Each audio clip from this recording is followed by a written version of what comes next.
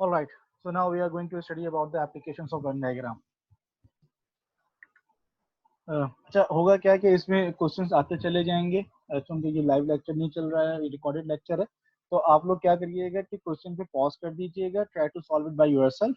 इसको सॉल्व करने की कोशिश कीजिएगा and when you are done तो फिर अपनी वीडियो को दोबारा से आप प्ले कर दीजिएगा, रेज्यूम कर दीजिएगा, so you will get your answer. ठीक है, मैं इसको फ्लो में लेके चल रहा हूँ, लेकिन आप ऐसे ही प्रैक्टिस साथ साथ करते रहिएगा। अच्छा, now let's see example number 1। A group of ASU students were asked if they had been to a basketball game or a football game this year. The Venn diagram below summarize the results. अब आप Venn diagram में देख के आप इसको analyse करें कि 8 students आपको ये दिख रहे हैं, ये वाले 8 स्टूडेंट्स जिन्होंने कोई भी गेम नहीं खेला, ना बास्केटबॉल खेली ना फुटबॉल खेली है। 52 ऐसे स्टूडेंट्स हैं जिन्होंने सिर्फ बास्केटबॉल खेली है।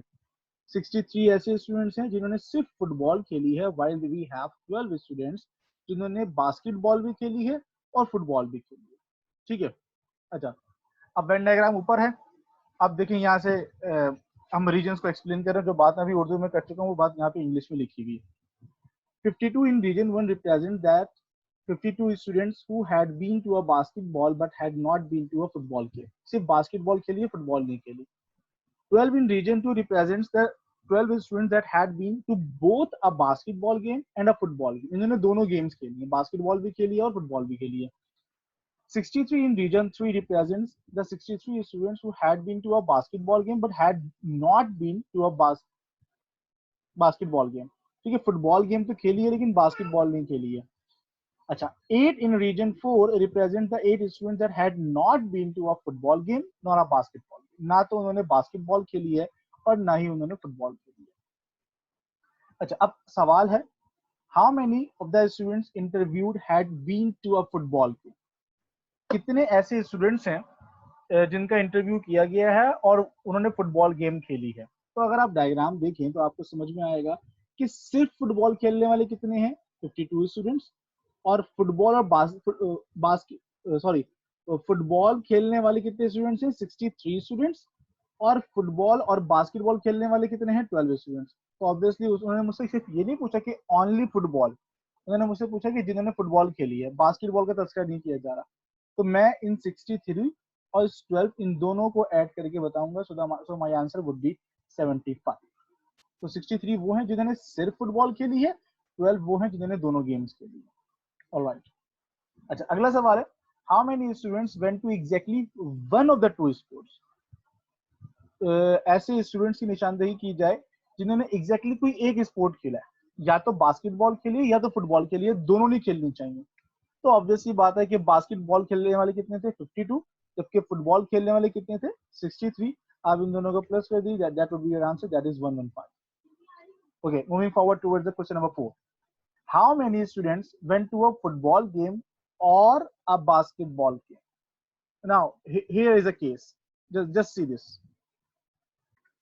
इसमें लगा हुआ है और का केस। अच्छा, और के केस में क्या क्या क्या मतलब है, यानी कि वो ये पूछना चाह रहे हैं कि उन स्टूडेंट्स की निशानदेही की जाए जिन्होंने कम से कम एक गेम खेला है, या तो बास्केटबॉल खेला है या तो फुटबॉल खेला है या दोनों खेले हैं। तो इस सवाल में हम इन तीनों को काउंट करेंगे। तो सिर्फ बास्केटबॉल खेलने वाले कितने हैं, वी हैव 52। सिर्फ फुटबॉल खेलने वाले कितने हैं, वी हैव 63। और उसमें से 12 स्टूडेंट्स ऐसे हैं जिन्होंने ये दोनों स्पोर्ट्स खेले हैं। तो आप इन तीनों को प्लस कर दीजिए, that would be your answer. Okay, the next one is how many students were served. कितने स्टूडेंट्स का सर्वे किया गया था। अच्छा, अब यूजुअली स्टूडेंट्स क्या करते हैं कि वो बास्केटबॉल वाले, ओनली बास्केटबॉल वाले, ओनली फुटबॉल वाले और दोनों वाले काउंट कर लेते हैं। अरे भाई, इन 8 को भी देख लीजिए, इन ये 8 को भी सर्वे किया गया था, लेकिन पता ये चला था कि इन 8 ने कोई भी स्पोर्ट्स नहीं खेला, लेकिन सर्वे इनका भी किया गया था। क्योंकि इन्होंने इन दोनों में से कोई भी स्पोर्ट नहीं खेला था, तभी इनको उठा के बाहर रखा हुआ है। तो इनको सर्वे किया गया था। तो 52 plus 12 plus 63 plus 8 is equal to 135। So total 135 students का सर्वे किया गया था। Okay, now let's see example number 2। A group of students was surveyed to determine which of three type of foods they like. Some students like more than one type of food and some didn't like any of the three type of foods। ठीक है जी। और आपको इसमें foods दिख रहे होंगे, एक है the first one is pizza, the second one is hamburger, the third one is I guess taco या ऑलराइट, ये इसकी वेन डायग्राम में बना के दी गई है। अब पहला सवाल, how many liked hamburgers? Just count it. Try to count it. So you will get 11. And the reason is that, गौर कीजिए, इसमें से 2 स्टूडेंट्स ऐसे थे जो सिर्फ हैमबर्गर्स खाते हैं। इसमें से 3 और ये 3 + 5, 3 स्टूडेंट्स ऐसे थे जो हैमबर्गर और पिज्जा खाते हैं। 5 स्टूडेंट्स ऐसे हैं जो कि पिज्जा भी खाते हैं, हैमबर्गर भी खाते हैं और टैको भी खाते हैं, ठीक है। और एक स्टूडेंट ऐसा है जो कि हैमबर्गर और टैको खाता है, ठीक है। तो उसने खैर समिंग अप, इस वक्त जो हमसे सवाल में पूछा गया था, और अगर मैं इसमें एनोटेशन इस्तेमाल करूं तो मैं ये वाला पोर्शन मुझे कवर करना है एक्चुअली, ठीक है, हैमबर्गर वाला। तो 2 + 3 + 5 + 1 all together that becomes 21. So sorry, 11 students like hamburgers. Move on. The next question is, how many students like exactly one of the 3 types? अच्छा, अब सवाल ये exactly one of the 3 types. Try to figure it out. Yes, the answer should be 9. And the reason is that अब उसने क्या बोला, exactly one. और अगर मैं annotation इस्तेमाल करूं और आपको बताऊं कि exactly one का मतलब क्या है, जो सिर्फ कोई एक फूड पसंद करते हैं, तो ये 2 काउंट होगा, ये वाला 4 काउंट होगा और ये वाला 3 काउंट होगा। ये सिर्फ एक फूड पसंद करते हैं। मैं ये जहाँ पे इंटरसेक्शन आ रहे हैं, ये ले पोर्शंस, इन पोर्शंस को मैं काउंट नहीं करूंगा, ठीक है जी। Alright, move on. How many students like hamburgers और पिज्जा? यहाँ पे देख लें, बीच में और लिखा हुआ है, एंड नहीं है, और की बात हो रही है। So the answer is 17. Now the question is how. Let me show you. अच्छा, बात हो रही है हैमबर्गर्स एंड पिज्जा की। हैमबर्गर्स वाले और पिज्जा वाले काउंट होंगे। तो ये सबसे पहले 4, ये वाला 4 काउंट होगा। फिर हैमबर्गर और पिज्जा ना, तो इन दोनों में ये वाला सेम आ रहा है। Then we have this 2, then we have this 2, then we have this 5 and then we have this 1. Now try to understand.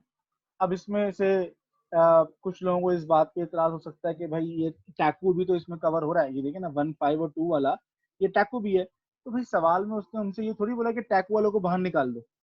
उसने तो हमसे ये कहा है कि हैमबर्गर और पिज्जा वालों की बात की जाए, ठीक है। तो हमने हैमबर्गर और पिज्जा वालों की जब बात करी है तो पता ही चला कि ये सारे के सारे काउंट हो जाए, ठीक है। All right, move on. How many students were served? अब आपको ये बात समझ में आ जाएगी कि देखिए, ये 3 जो सर्किल्स बने हुए ये तो काउंट होंगे ही होंगे, लेकिन ये जो बाहर 10 लिखा हुआ है ये भी काउंट होगा। उसकी वजह ये है कि इनको सर्वे तो किया गया था, लेकिन ये लोग इन तीनों में से कुछ भी नहीं खाते, लेकिन सर्वे इनका भी किया गया था। तो आप इन सबको प्लस कर लें, साथ में 10 को भी प्लस कर लें, so you will gate 30. That's it. Now another question. A number of computer users are surveyed to find out if they have a printer, modem, or scanner. Draw separate Venn diagrams and shade the areas which represent the following configurations: modem and printer, but no scanner; scanner, but no printer and no modem; scanner or printer, but no modem and no printer. सवाल के मुताबिक कुछ computer users का survey किया गया और हमने देखना ये था कि कितने लोग प्रिंटर इस्तेमाल करते हैं, कितने लोग मॉडेम इस्तेमाल करते हैं और कितने लोग स्कैनर इस्तेमाल करते हैं। और वो कहते हैं कि इन तमाम सवालात के लिए सेपरेट वेन डायग्राम्स बनाई जाए। अच्छा जी, पहला है modem and printer but no scanner is shaded. अब देखें, अगर मैं सिर्फ ये पढ़ूं मॉडेम एंड प्रिंटर, तो मॉडेम एंड प्रिंटर का मतलब है, अच्छा एम का मतलब मॉडेम है, पी का मतलब प्रिंटर और एस का मतलब स्कैनर। मॉडेम एंड प्रिंटर का मतलब ये वाला रीजन मुझे शेड करना चाहिए था, यहां से लेके यहां तक का, लेकिन जब उसने लिखा बट नो स्कैनर, तो स्कैनर को मुझे बाहर निकालना है, तो मुझे ये वाला जो पोर्शन है, ये वाला पोर्शन, ये मुझे इसको एक्सक्लूड करना पड़ेगा। यही वजह है कि मेरा जो फाइनल आंसर है इसमें सिर्फ ये वाला रीजन जो है ना वो शेडेड है। ठीक है, alright, moving on towards the next question, next part. अब सवाल क्या है, स्कैनर को शेड कीजिए but no printer and no mod है। अच्छा, अब अगेन अगर आप और करें तो भाई स्कैनर तो ये पूरा ही था, अगर वो बोलता कि स्कैनर को शेड करें तो मैं ये पूरा शेड कर देता, लेकिन जब उसने ये कहा कि no printer and no modem, तो मुझे मुझे ये मॉडेम वाला हिस्सा भी बाहर निकालना पड़ा और मुझे ये प्रिंटर वाला हिस्सा भी बाहर निकालना पड़ा। तो इसलिए सिर्फ और सिर्फ मेरे पास जो आंसर बचा वो ये वाला जो शेडेड रीजन है मेरे पास। ठीक है जी, ऑलराइट। अब तीसरा पार्ट देखें, स्कैनर और printer but no modem shaded.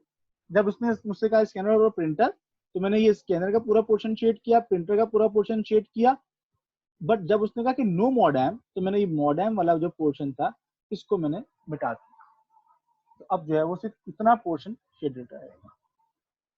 Alright, now the question is no modem and no printer is shaded. अच्छा, दिस वन इज इंटरेस्टिंग और बहुत कॉन्सेप्चुअल है। देखिए सवाल में बोल रहा है कि कोई मॉडेम नहीं होना चाहिए और कोई प्रिंटर नहीं होना चाहिए। पुराने सवाल में हमसे ये बोला था कि ये और ये होना चाहिए लेकिन ये नहीं होना चाहिए। अब वो ये बोल रहा है ना ही मॉडेम हो और ना ही प्रिंटर हो। तो जस्ट थिंक अबाउट इट कि सारा का सारा पोर्शन शेड हो जाएगा सिवाय मॉडेम और प्रिंटर के। आप देख ले, मैंने प्रिंटर और मॉडेम को अनशेडेड कर दिया, बाकी मेरा पूरा जो पोर्शन है वो शेडेड है। अच्छा, दिस इज रियली इंटरेस्टिंग और important as well. Of 21 typists in an office, 5 use all manual typewriters, which is represented by M, electronic typewriters, which is represented by E, and word processors, which is represented by W. 9 use ENW, 7 use MNW, 6 use M and E, but no one uses M only. पहला part इसका, represent this information in a Venn diagram. आइए जरा इसकी पहले आप लोग ही बना के देख लीजिएगा, and when you are done with this फिर आप इसका आंसर देखिएगा। नाउ सी दिस, अब देखें दोबारा सवाल। ऑफ 21 टैप्स, इसका मतलब ये है कि मेरे पास टोटल कितने टैप्स होने चाहिए, 21। In an office 5 use all manual typewriters, electronic typewriters and word processors. अब आप इनमें से वो रीजन मुझे बताइए जहां पर इन तीनों का इंटरसेक्शन हो रहा हो, यानी कि M, E एंड W, इन तीनों का intersection. If anyone is saying कि भाई दिस वन, ये इसमें सिर्फ और सिर्फ, sorry, if someone is saying this one, तो इसमें M और E का इंटरसेक्शन हो रहा है। If someone is saying this one, तो इसमें W और E का इंटरसेक्शन हो रहा है। If someone is saying this one, तो इसमें M और W का इंटरसेक्शन हो रहा है। बट अगर आप गौर करें ये वाला रीजन, तो this is the intersecting point of M, E and W। तो इसके बारे में उसने क्या कहा है, कितने हैं भाई, कितने लोग यूज करते हैं, 5। ठीक है, तो मैंने यहाँ पर 5 लिख दिया, जरा गौर कीजिएगा इसके बारे में। Moving forward, 9 use E and W। तो आप E एंड W का इंटरसेक्शन, E एंड W का इंटरसेक्शन पॉइंट ये वाला है, ये बहुत इंटरेस्टिंग चीज है, और कीजिएगा। E एंड W का इंटरसेक्शन पॉइंट ये वाला है। अब बात ये कि यहाँ पे लिखा हुआ कितना, 9, यहाँ पर तो फिगर 9 आना चाहिए था, यहाँ पर 9 नहीं आएगा बल्कि यहाँ पर आएगा 4। And the reason is that कि 5 यहाँ पे ऑलरेडी लिखा हुआ है और यहाँ पर आ जाए, और 9 माइनस 5 बिकम्स 4। तो अब अगर आप गौर करें तो इस रीजन का टोटल कितना हो गया, यस इट्स 9। ठीक है, okay, moving forward, 7 use M and W। अगर आप देखें M एंड W, इसका जो इंटरसेक्टिंग पॉइंट है वो ये वाला है। तो भाई मेरे ध्यान में तो ये आता है कि यहाँ पे 7 होना चाहिए, लेकिन अगेन वही वाली बात कि चूंकि मैं 5 ऑलरेडी लिख चुका हूं तो मुझे यहाँ पर सिर्फ और सिर्फ 2 लिखना पड़ेगा। अगर आप इन दोनों को सम करके देख लीजिए, so that is obviously 7, 5 plus 2 becomes 7.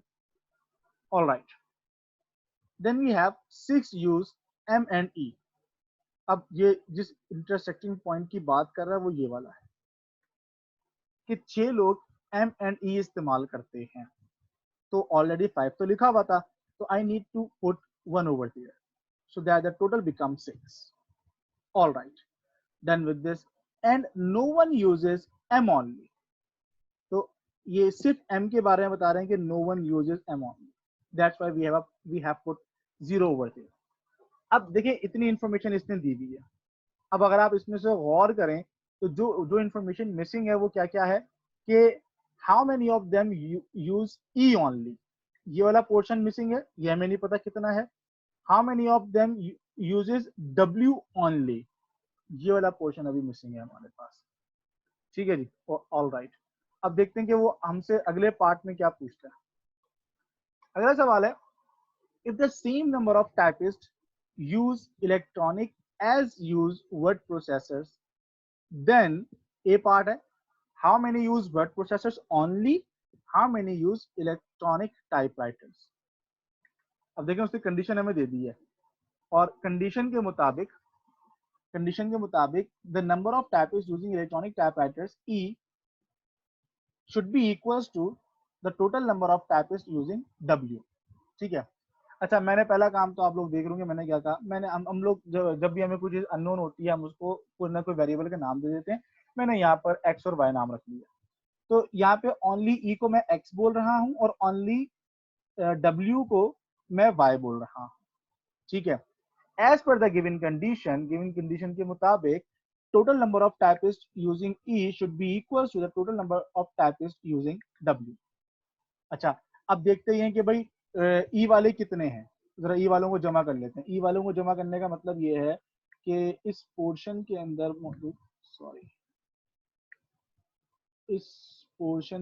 मौजूद सबको जमा कर लीजिए। तो 4 + 5 + 4, नहीं सॉरी शुरू में 1 है, 1 + 5 + 4 + x। ठीक है जी, ई वाले हो गए। उसके बाद दूसरी बात क्या थी कि total number of typist using W. इसका मतलब ये है कि आप इस रीजन के अंदर मौजूद सबको प्लस कर लीजिए। सो 2 + 5 + 4 + y। ठीक है।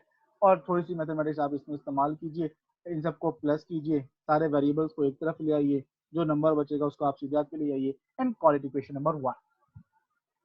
अच्छा, अब वो बचपन में आपको याद होगा हम लोग जब मैट्रिक क्लास में मैथमेटिक्स की इक्वेशन सॉल्व किया करते थे तो मिस ने हमें ये बताया था कि बेटा if you have two variables so you need to have two equations to solve them. अगर आपको दो वेरिएबल्स की वैल्यूज मालूम करनी है so you must have two equations. If you want to find the value of 3 variables so you must have 3 equations. ठीक है। अब एक इक्वेशन तो मेरे पास आ गई है, दूसरी मैं कहां से निकालूं? तो पता ही चला कि सवाल के शुरू में क्या लिखा हुआ है, ऑफ 21 टाइपिस्ट, यानी कि मेरे पास जो टोटल नंबर ऑफ टाइपिस्ट हैं वो कितने हैं, 21। तो अगेन मैं क्या करूंगा, इस पूरी डायग्राम में मौजूद जितने भी नंबर्स जितने भी वेरिएबल्स हैं इन सबको सम कर दूंगा and that sum should be equal to 21। And yes I have done this as well. और यहाँ से जब मैं प्लस माइनस करूंगा सब चीजों को तो मेरे पास एक दूसरी इक्वेशन आ जाएगी। ठीक है। और now you have two equations and you have to find the value of two variables. This is pretty much easy. आप इसको साइमल्टेनियसली सॉल्व कर लीजिए and you will get your answer. The value of x is equal to 5 and while the value of y is 4। अब आपको सवाल याद अगर हो तो पहला ए पार्ट क्या था, how many use word processors only. तो आपके पास वर्ड प्रोसेसर्स ओनली का जवाब आ गया है जो कि आपने क्या रखा हुआ था, y। So the answer is 4। अगला पार्ट क्या था कि how many use electronic typewriters. अब देखिए इसने ओनली की बात नहीं करी है, how many use electronic typewriters. तो 1 + 5 + 4 + x and you have got the value of x that is 5। आप इन सबको प्लस कर लीजिए, that would be your answer, that is 15। So we have the same example as exercise number 3. We have some data and you have to draw the Venn diagram to solve these questions. और हमारे पास दो parts हैं उसको solve करने के लिए, same सवाल है, इसकी प्रैक्टिस कीजिएगा। I will upload this lecture slides as well और इंशाल्लाह you will get your answers. Thank you very much.